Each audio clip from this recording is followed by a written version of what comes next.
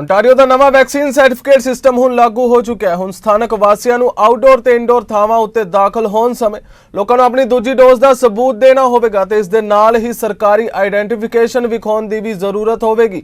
Identification ਵਿੱਚ birth certificate, citizenship card, driving licence ਆਦि शामिल ने। ਮੈਡੀਕਲ ਛੋਟ ਲਈ ਡਾਕਟਰਾਂ ਵੱਲੋਂ ਜਾਰੀ ਨੋਟਿਸ ਵੀ ਸਵੀਕਾਰੇ ਜਾਣਗੇ।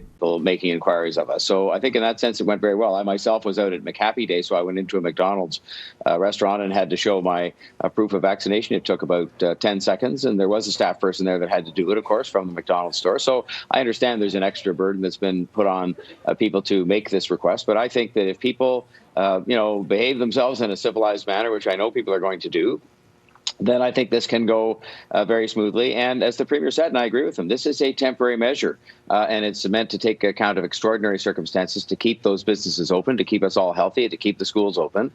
And so earlier on, they were told to call 911. That would only be for an emergency situation, but for some other less than emergency kind of circumstance, they can call 311. And of course, we have resources available to help with that. But, we're very optimistic that between the understanding approach taken by the business owners who are trying their very best to get out from under the struggles of the pandemic, and, more importantly, in a certain way, the understanding of people, not to raise political or ideological issues and make a fuss. These are the laws for the moment. These are the rules, set by duly elected governments at Queen's Park, and certainly supported by us here. And I hope people will accept it in that spirit, and that understand what we're trying to do is protect public health and keep those very same businesses and the schools and other things open. So we have the resources to respond if necessary.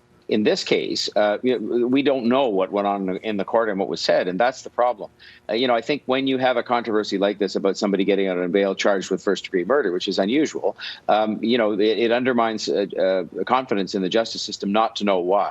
And so I think in this case it would have been much, much better if the judge could have said something with respect to why police officers. So, I think there's a lot to be said in terms of bail reform, and this is just one more thing that undermines confidence, which is not good. It's not good for the system to undermine confidence, and I think that more should have been said and more should be said.